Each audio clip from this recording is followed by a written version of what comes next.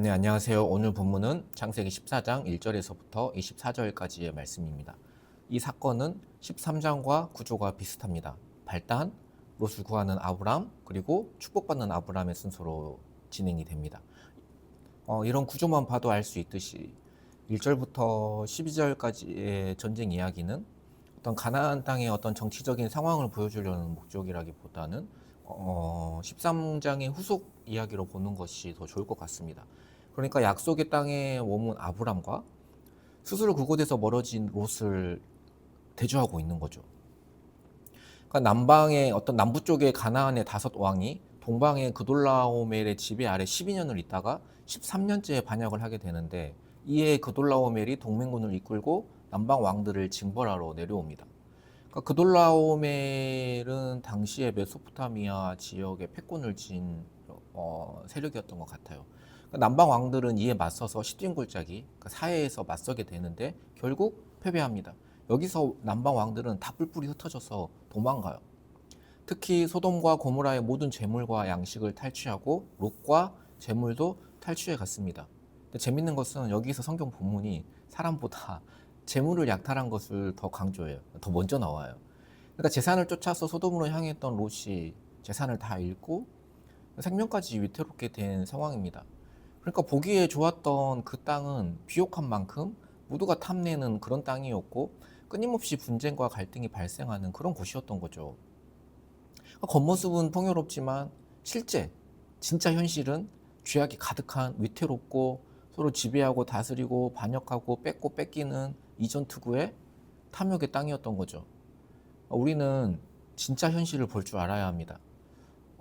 예전에 한 교회에서 감사일기 쓰기, 감사 제목 쓰기 이런 것들이 유행했던 적이 있었습니다. 한 청년이 목장에서 목자가 같이 하자고 했던 것 같아요. 그래서 감사할 것 3가지를 억지로 이렇게 쓰기 시작한 거예요.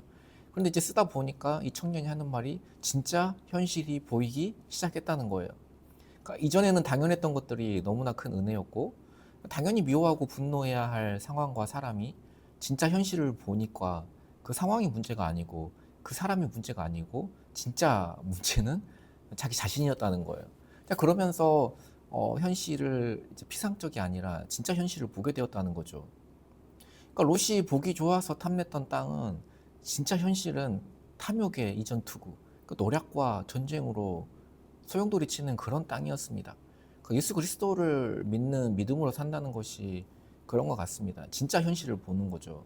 그래서 히브리서는 믿음을 이렇게 정의하고 있습니다. 믿음은 바라는 것들의 실상이요 보이지 않는 것들의 증거니. 진짜 현실을 보고 믿음으로 선택하면 단단한 땅 위에 서겠지만 작은 탐심과 욕심을 따라 살면 오늘 본문의 시딤 골짜기에 역청 구덩이가 많았던 것처럼 우리는 구덩이에 빠지고 말 것입니다. 그래서 왕들은 다 도망을 갔는데 아브라함은 롯이 사로잡혀갔다는 소식을 듣고 즉시 사병 318명을 거느리고 단까지 추격을 합니다. 318명만 가지고 말이죠. 그돌라오멜의 병력이 몇 명인지는 모르겠지만 그 정도 병력으로 승리한다는 것은 불가능했던 것 같아요. 그래서 승리에 도취해 있을 때 야밤에 급습을 해서 빼앗겼던 재물과 조카 롯 그리고 사로잡혀간 프로들을 구출해 옵니다. 그러니까 애굽에서 사례를 자기 아내라고 하면은 바로가 아내를 빼앗고 자기는 죽일까봐 자기 살려고 아내를 누이라고 속였던 그 아브라함의 모습이 아니죠. 근데 그 뒤로 나오는 대제사장 멜기세덱의 모습도 그렇고 하나님을 찬양하는 모습도 그렇습니다. 그러니까 아브라함의 승리는 단순한 아브라함의 용맹과 전술 때문만은 아니라 그를 축복하는 자를 축복하고 저주하는 자를 저주하시겠다는 하나님의 약속이 성취된 결과라고 볼 수 있죠.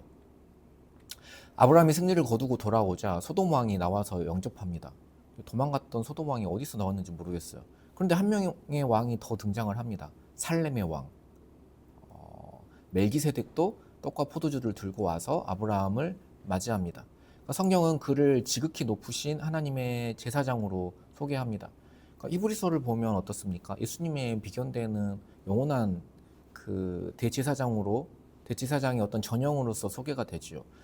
그는 이제 제사장답게 천지의 주제이신 하나님의 이름으로 아브라함을 축복하며 승리를 주신 분께 합당히 참석할 것을 권합니다. 이 아브라함은 10분의 1을 바쳐서 은혜에 대한 감사를 표현합니다. 그러니까 겸손하게 자신이 용맹해서 자기 용병들이 뛰어나서 한 일이 아니라 하나님께서 주신 승리임을 인정하는 행위이죠. 그러니까 우리가 10분의 1, 11조를 드리는 것은 소득의 10분의 1을 드리는 것은 10분의 1은 하나님의 것이고 나머지 9는 내 것이라는 의미는 아니죠. 전체가 다 주님의 은혜임을 고백하며 감사함으로 10분의 1을 드리는 거죠. 아무튼 아브라함은 10분의 1을 바쳐서 은혜에 대한 감사를 표현합니다. 그렇지만 소돔 왕이 제안하는 물품은 단호히 거절합니다.